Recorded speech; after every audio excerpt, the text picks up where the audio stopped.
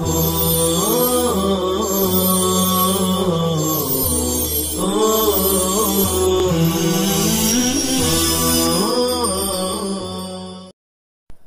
اللہ الرحمن الرحیم والصلاة والسلام علی رسول اللہ الامین وعلی آلہ وصحابتہ اجمعین اما بعد۔ کتاب عشرۃ النساء کا ترجمۃ الباب ہے الغیرۃ۔ الغیرۃ یہ مشتق ہے تغیر قلب سے، اور ہیجان غضب جب ہوتا ہے کسی ایسی چیز کے سبب سے جس میں مشارکت ہو اور پھر اختصاص نظر آنے لگے، تو غیرت اس کا مادہ اشتقاق تو تغیر قلب ہے، اور غصہ بھڑک اٹھتا ہے مشارکت کی وجہ سے ان چیزوں میں جس میں انسان اختصاص چاہتا ہو، اپنے لیے کسی چیز کو مختص کرنا چاہتا ہو، یا اس کے لیے کوئی چیز مختص ہو اور اس میں مشارکت ہونے لگے، یہ تعبیر صحیح ہے۔ ہیجان الغضب بسبب المشارکت فیما بہ الاختصاص۔ جی ہاں، ایک چیز کسی کے لیے خاص ہونی چاہیے اور اس میں مشارکت ہونے لگے، تو ایسی کیفیت کے موقع پر جب غصہ بھڑکتا ہے، اس کیفیت کا نام غیرت ہے۔ خاص طور پر یہ زوجین کے درمیان پائی جاتی ہے۔ روایت محمد ابن مثنیٰ کے حوالے سے حضرت انس رضی اللہ تعالیٰ عنہ کی ہے، فرماتے ہیں کان النبی صلی اللہ علیہ وسلم عند احدى امہات المؤمنین، حضور صلی اللہ علیہ وسلم اپنی بیویوں میں سے ایک کے پاس تھے، فارسلت اخرى بقصعة فيها طعام، دوسری بیوی نے ایک پیالہ کھانے سے بھرا ہوا بھیجا، فضربت ید الرسول، چنانچہ جس کے گھر پر تھے اس نے اس لانے والے قاصد کا ہاتھ مار دیا، اس کے ہاتھ پر جھٹکا لگایا، فسقطت القصعة فانکسرت، وہ پیالہ گر گیا اور ٹوٹ گیا، فاخذ النبی صلی اللہ علیہ وسلم الکسرتین، حضور صلی اللہ علیہ وسلم نے ٹوٹے ہوئے دونوں ٹکڑے پیالے کے لے لیے، فضم احداہما الی الاخری، اور ایک ٹکڑے کو دوسرے سے ملایا، فجعل یجمع فیہا الطعام ویقول، اس میں وہ کھانا جو گر گیا تھا اس کو جمع فرمانے لگے اور ارشاد فرمانے لگے، غارت امکم، تمہاری ماں کو غیرت آ گئی ہے اصل میں، اس لیے اس نے اس طرح ہاتھ مار کر توڑ دیا، کلو، تم کھاؤ، فاکلوا، حاضرین نے کھانا تناول کیا، فامسک، چنانچہ اس کو رکھے رہے، روک لیا، حتی جاءت بقصعتها التي فی بیتها، یہاں تک کہ وہ اس پیالے کو لے کر آئیں جو ان کے گھر میں تھا، فدفع القصعة الصحیحة الى الرسول، اور وہ اچھے والا پیالہ قاصد کو دیا، وترک المکسورة فی بیت التي کسرتها، اور ٹوٹا ہوا پیالہ اس کے گھر میں چھوڑ دیا جس نے اس کو توڑا تھا۔ ترجمۃ الباب ہے غارت امکم، یہ والا ٹکڑا۔ اصل میں ترمذی شریف میں بھی یہ روایت حضرت انس سے آئی ہے کہ بعض ازواج نبی علیہ السلام نے پیالے میں کھانا بھیجا تھا، اور علامہ طیبی لکھتے ہیں کہ اس سے مراد ہے حضرت عائشہ رضی اللہ تعالی عنہا، اور حضرت عائشہ کو ابہاماً ذکر کیا گیا ہے ان کی تفخیم شان کے لیے۔ ہدایہ عام طور پر وہیں بھیجے جاتے تھے، حضرت عائشہ رضی اللہ تعالیٰ عنہ کے گھر میں جب حضور ہوتے تھے تو لوگ ہدایہ بھیجتے تھے، تو حضرت عائشہ کے گھر کا یہ واقعہ ہے کہ حضور حضرت عائشہ کے گھر میں تھے اور حضرت صفیہ نے کھانا بھیجا تھا، اور بعض لوگ کہتے ہیں زینب بنت جہش نے کھانا بھیجا تھا، اور وہ بھی امہات المومنین میں سے تھیں۔ تو مرسلہ زینب بنت جہش رضی اللہ تعالی عنہا تھیں، اور بعض لوگ یہ کہتے ہیں کہ حضرت حفصہ تھیں، انہوں نے سرید کا کھانا بھیجا تھا۔ حضرت عائشہ رضی اللہ تعالی عنہا نے ہاتھ سے جھٹکا لگا کر ایسے اس قاصد کو دھکا لگایا کہ وہ پیالہ ٹوٹ گیا۔ حضور اکرم صلی اللہ علیہ وسلم نے پھر اس کی توجیہ فرمائی، بڑی شاندار توجیہ فرمائی، اور وجہ بھی ارشاد فرمائی کہ حضرت عائشہ کا یہ عمل کسی برے ارادے سے نہیں تھا، انہیں غیرت آ گئی تھی کہ میرے گھر میں میرے پاس رہتے ہوئے دوسری ام المومنین کھانا بھیجے۔ کسی اور کے ہدیہ آنے پر ان کو کلام نہیں تھا، لیکن یہاں مشارکت تھی نا۔ ابھی جب حضور میرے گھر میں ہے، اختصاص میرا ہے، تو اب اس میں مشارکت، اپنی طرف دل کا میلان کھینچنے کے لیے یہ دوسری نے کیوں بھیجا؟ اس سے سمجھ میں آتا ہے کہ غیرت یہ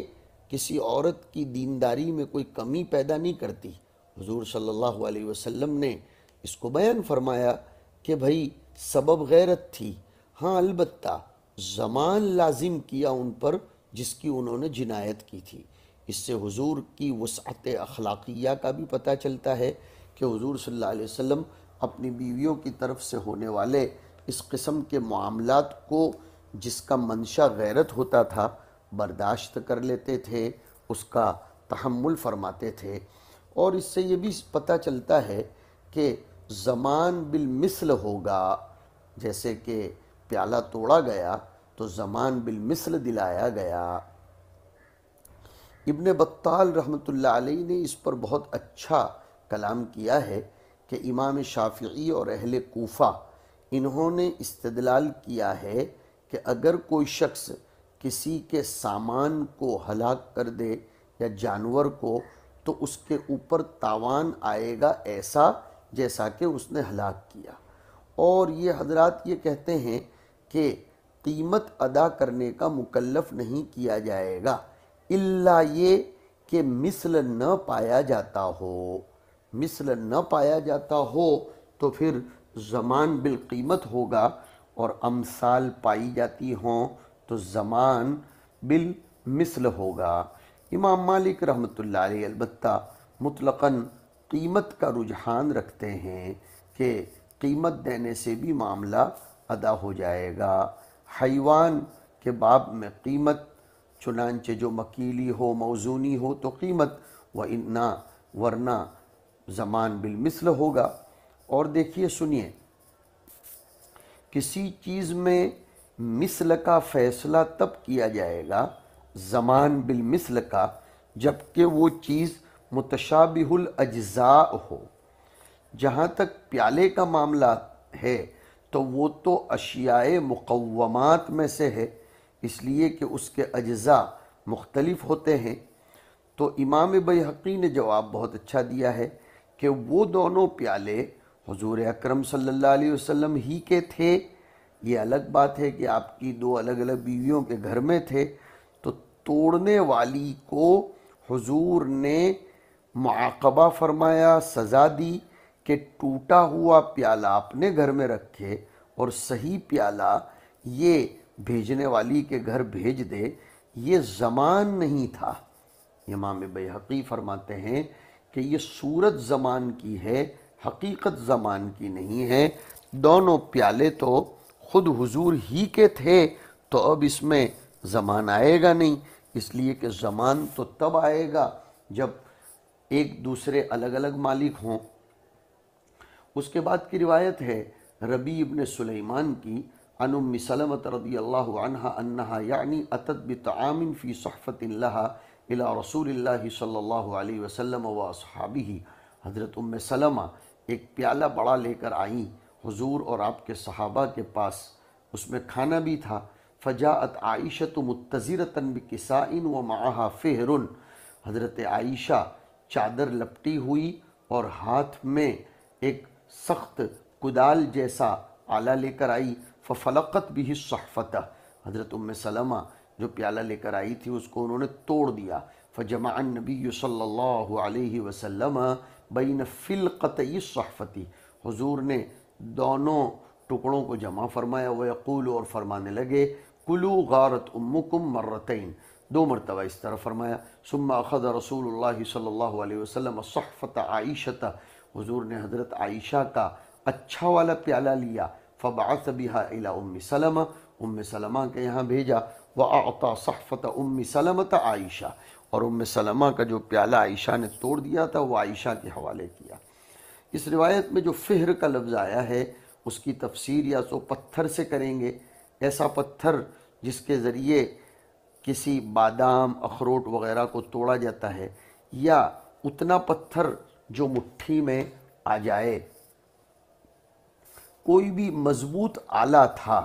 ویسے فہر کا ترجمہ کلہاڑی سے بھی کرتے ہیں، لیکن یہاں بہتر یہ ہے کہ پتھر مراد لیا جائے۔ اس کے بعد کی روایت محمد ابن مسنہ کے حوالے سے عن عائشہ رضی اللہ عنہ قالت ما رأيت صانعة طعام مثل صفیۃ اہدت الى النبی صلی اللہ علیہ وسلم اناء فیہ طعام، حضرت صفیہ سب سے لذیذ کھانا پکاتی تھیں، اور انہوں نے حضور کی خدمت میں ایک برتن بھیجا جس میں کھانا تھا، فما ملکت نفسی، یہ ہے ترجمۃ الباب۔ حضرت عائشہ فرماتی ہیں مجھے غیرت آ گئی، میں اپنے آپ پر کنٹرول نہ کر سکی، انکسرتہ، میں نے وہ پیالہ توڑ دیا، فسألت النبی صلی اللہ علیہ وسلم عن کفارتہ، میں نے میرے اس جرم کی بنیاد پر، اگرچہ اس کا سبب غیرت تھا لیکن میں نے حضور سے اس کے کفارے کے بارے میں دریافت کیا، فقال، حضور نے فرمایا، اناء کا اناء وطعام کا طعام، برتن کے جیسا دوسرا برتن دو اور کھانے جیسا دوسرا کھانا تم کو دینا پڑے گا۔ یہاں پر بھی دیکھیے آپ، غیرت تھی۔ اس کے بعد کی روایت حسن ابن محمد الزعفرانی کی ہے، سمعت عائشة تزعم ان رسول اللہ صلی اللہ علیہ وسلم كان يمكث عند زینب بنت جحش فيشرب عندها عسلا، حضور حضرت زینب کے یہاں تھوڑی دیر رکتے تھے اور وہاں شہد کا شربت پیتے تھے، فتواصیت انا وحفصۃ، ہم دونوں کو غیرت آ گئی تو ہم نے آپس میں سوچا، ان ایتنا دخل علیہ النبی صلی اللہ علیہ وسلم،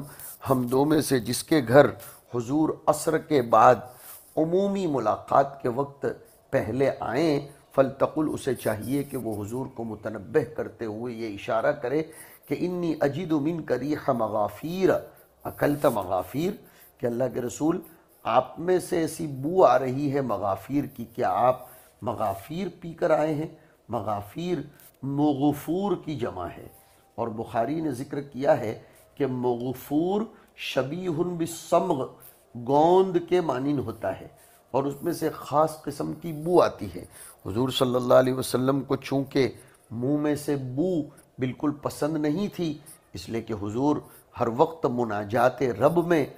مشغول رہتے تھے، مناجات ملائکہ میں مشغول رہتے تھے، چنانچہ ہوا ایسا کہ وَدَخَلَ عَلَىٰ إِحْدَاهُمَا، حضور ان دو میں سے ایک کے پاس تشریف لائے، فقالت ذَلِكَ لَهُ، تو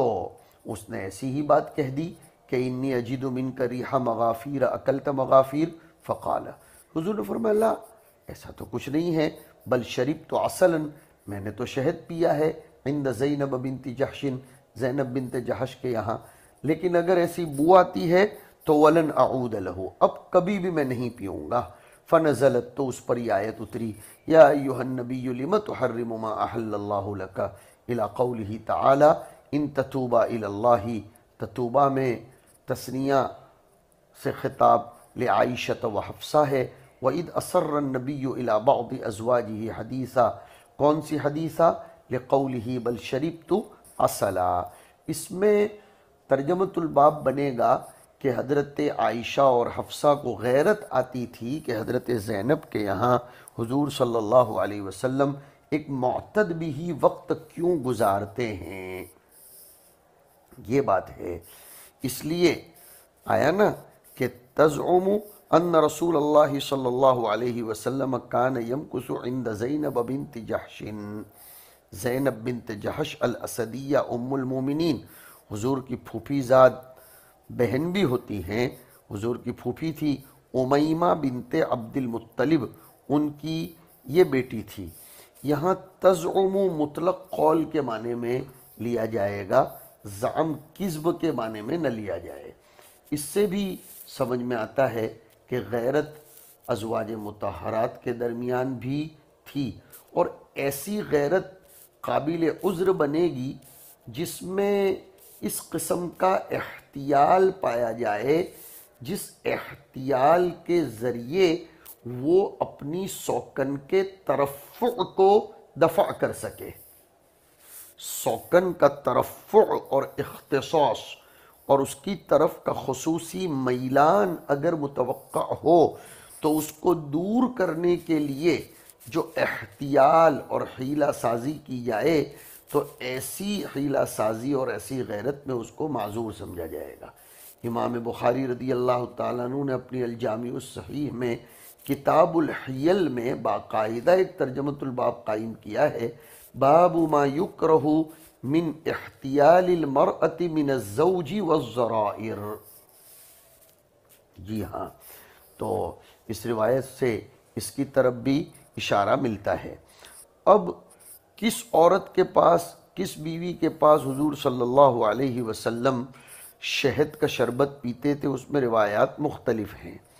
صحیحین میں حدیث عائشہ یوں آئی جس میں ہے کہ زینب بنت جحش کے پاس پیتے تھے، اور ایک روایت یہ بھی آئی کہ شہد کا پینا حفصہ بنت عمر کے پاس تھا، اور ابن مردوی کی روایت میں آیا کہ شہد کا شربت حضرت سودا کے پاس پیتے تھے۔ الگ الگ روایتیں آئی ہیں۔ اس کے بعد کی روایت ابراہیم ابن یونس ابن محمد کے حوالے سے حضرت انس کی ہے کہ ان رسول اللہ صلی اللہ علیہ وسلم کانت لہ امۃ یطؤها، حضور کی ایک باندی تھی جس سے حضور وطی فرماتے تھے، فلم تزل به عائشۃ وحفصۃ حتی حرمها علی نفسہ، حضرت عائشہ اور حفصہ کو غیرت آتی رہی تو حضور نے پھر اس باندی کو اپنے اوپر حرام قرار دیا۔ فانزل اللہ عز وجل یا ایھا النبی لم تحرم ما احل اللہ لک الی آخر الآیہ۔ اور شان نزول میں تعدد یہ مستبعد اور مردود نہیں ہے، تو یا تو شان نزول وہ مانا جائے شرب عسل، یا شان نزول مانا جائے کہ تحریم وطی الامۃ علی نفسہ علیہ الصلاۃ والسلام۔ یہ کون سی باندی تھی جس سے حضور وطی فرماتے تھے؟ ماریہ قبطیہ رضی اللہ تعالیٰ عنہ۔ یہ حضور کی ام ولد تھی، اور حضور پاک علیہ الصلاۃ والسلام کے لیے انہوں نے حضرت ابراہیم کو پیدا فرمایا تھا۔ مقوقس جو اسکندریہ کے تھے، انہوں نے حضور اکرم صلی اللہ علیہ وسلم کے پاس سن 7 ہجری میں ماریہ کو بھیجا تھا، اور ان کی بہن سیرین کو، اور 1000 مثقال سونا، 20 جوڑ نرم نرم کپڑے، اور دلدل خچر اور عفیر نام کا گدھا۔ یہ مقوقس صاحب الاسکندریہ نے حضور پاک علیہ الصلاۃ والسلام کے پاس اتنی چیزیں بھیجی تھیں۔ ماریہ، ان کی بہن سیرین، 1000 مثقال سونا، 20 نرم نرم کپڑے، اور دلدل نام کا خچر اور عفیر نام کا گدھا۔ یہ سب کے سب اس مقوقس نے حاطب ابن ابی بلتعہ کے ساتھ بھیجا تھا۔ حاطب ابن ابی بلتعہ نے ماریہ کو ساتھ میں لاتے ہوئے ان کی خدمت میں اسلام پیش کیا، ترغیب دلائی۔ بحمداللہ حاطب ابن ابی بلتعہ کی فکر اور حسن ترغیب و تشکیل سے وہ اور ان کی بہن اسلام لے آئیں۔ ماریہ بڑی خوبصورت تھی۔ حضور صلی اللہ علیہ وسلم نے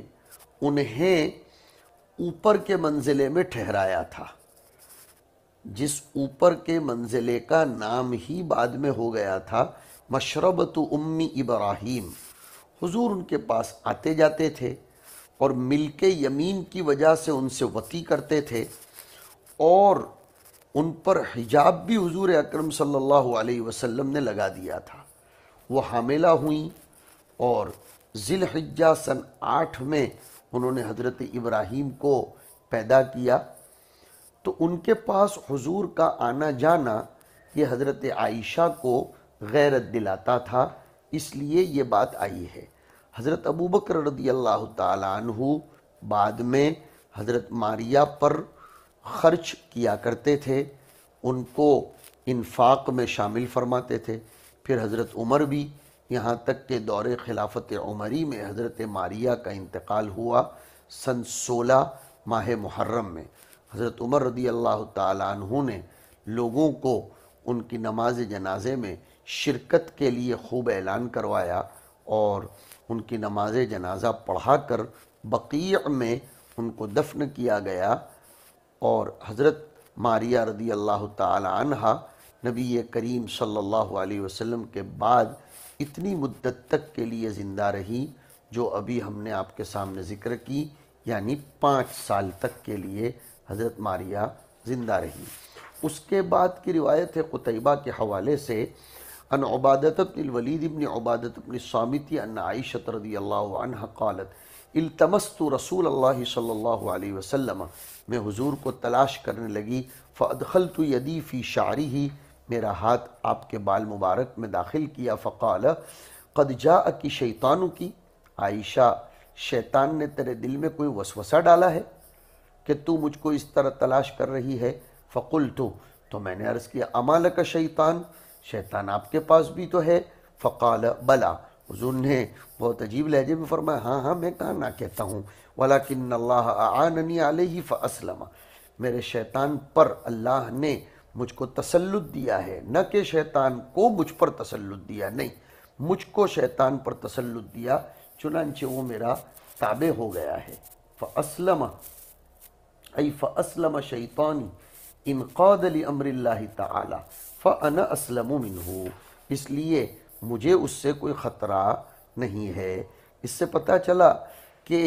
عام طور پر تسلط الشیاطین عموم بنی آدم پر بڑا خطرناک ہوتا ہے، طالح ہوں یا صالح ہوں، بچ وہی لوگ سکتے ہیں جو اللہ پر توکل کریں۔ انہ لیس لہ سلطان علی الذین آمنوا وعلی ربہم یتوکلون، مس شیطانی سے تو کوئی بچ نہیں سکتا ہے، البتہ تسلط شیطانی سے متقیوں کی حفاظت ہو جاتی ہے۔ اس کے بعد کی روایت ابراہیم ابن الحسن المقسمی کی ہے، حضرت عائشہ رضی اللہ تعالیٰ عنہ سے قالت فقدت رسول اللہ صلی اللہ علیہ وسلم ذات لیلۃ فظننت انہ ذهب الى بعض نسائہ، ایک مرتبہ حضور صلی اللہ علیہ وسلم کو میں نے گھر میں موجود نہیں پایا، تو میں نے ایسا سوچا مارے غیرت کے، مارے محبت کے کہ اس میں مشارکت کیسے ہو سکتی ہے، میں نے ایسا سوچا کہ حضور اپنی کسی بیوی کے پاس تشریف لے گئے ہوں گے، فتجسستہ، تو میں نے حضور کے بارے میں ٹوہ لگائی، تو میں نے تو دیکھا فَإِذَا هُوَ رَاكِعٌ أَوْ سَاجِدٌ يَقُولُ، حضور تو نماز میں رکوع سجدہ کرتے ہوئے دعا پڑھ رہے تھے، سبحانک وبحمدک لا الہ الا انت، فقلت، تو میں نے عرض کیا ابی ابی و امی، میرے ماں باپ آپ پر قربان ہو، انک لفی شأن و انی لفی شأن آخر، آپ تو نماز پڑھ رہے ہیں اور میں آپ کے بارے میں ادھر ادھر کے خیالات میں مبتلا تھی۔ تجسس ہوا آیا نا، تجسس جیم کے ساتھ ہو تو معنی ہے التفتیش عن بواطن الامور، اندرونی امور کے بارے میں ٹوہ میں لگنا، اور اکثر و بیشتر تجسس کا اطلاق شر میں ہوتا ہے، بری چیزوں میں، اور جاسوس کہتے ہیں صاحب سر الشر، اور ناموس کہتے ہیں صاحب سر الخیر، تو جاسوس صاحب سر الشر کو اور ناموس صاحب سر الخیر کو کہتے ہیں۔ اور بعض ارباب لغت کہتے ہیں تجسس بالجیم یہ ہے کسی کے لیے جاسوسی کی جائے، اور تحسس بالحا اپنی خود کی معلومات کے لیے کسی کی ٹوہ میں لگنا۔ اور بعض ارباب لغت نے لکھا تجسس بالجیم یعنی لوگوں کے معائب کو تلاش کرنا، اور تحسس بالحا یعنی لوگوں کی خفیہ باتوں کو سننے کی کوشش کرنا، اور بعض ارباب لغت کہتے ہیں دونوں کا مطلب ایک ہی ہے، تطلب معرفت الاخبار، لوگوں کی خبروں کو جاننے کے لیے ادھر ادھر طلب میں لگے رہنا۔ انک لفی شأن، حضرت عائشہ نے فرمایا کہ میں تو دل ہی دل میں آپ کو متہم بناتی تھی کہ آپ کسی بیوی کے پاس گئے ہوں گے، آپ تو تہجد پڑھ رہے ہیں۔ بعض محدثین نے ایک نکتہ لکھا ہے کہ حضرت عائشہ نے اگرچہ یہ سوچا پھر بھی یہ سوچا بعض نسائی ہی، ہاں اس لیے کہ باندی کے پاس گئے ہوں تو اس پر انہیں کوئی کلام نہیں تھا۔ پھر روایت ہے اسحاق ابن منصور کی ان عائشہ رضی اللہ عنہ قالت افتقدت، اوپر تھا فقدت، میں نے غیر موجود پایا رسول اللہ صلی اللہ علیہ وسلم ذات لیلۃ فظننت انه ذهب الى بعض نسائه فتجسست ثم رجعت فاذا هو راكع او ساجد يقول سبحانك وبحمدك لا اله الا انت فقلت بأبي وأمي انك لفي شأن واني لفي آخر۔ اس کے بعد کی روایت ہے سلیمان ابن داؤد کی، سمیت عائشہ رضی اللہ تعالی عنہ تقول احدثكم عن النبي صلی اللہ علیہ وسلم وعني قلنا بلا قالت لما كانت ليلتي انقلب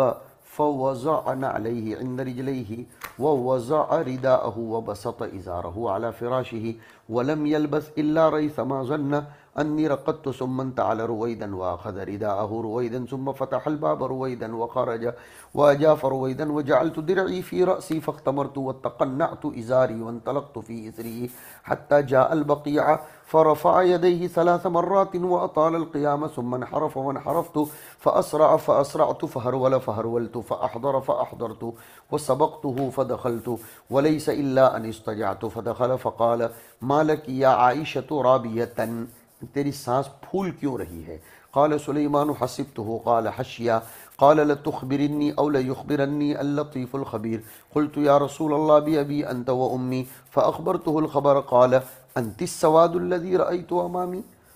تم ہی تھیں جو میرے آگے آگے دوڑ رہی تھی؟ قلت نعم قالت فلہزنی لہزة فی صدری، حضور نے مارے پیار کے محبت کے میرے سینے میں ذرا دھیرے سے ایک دھکا لگایا، اوجعتنی لیکن شدت احساس کی بنیاد پر مجھ کو تکلیف ہوئی، قال اور پھر حضور نے فرمایا اظننتی ان یحیف اللہ علیک ورسولہ، ایسا گمان کرتی ہو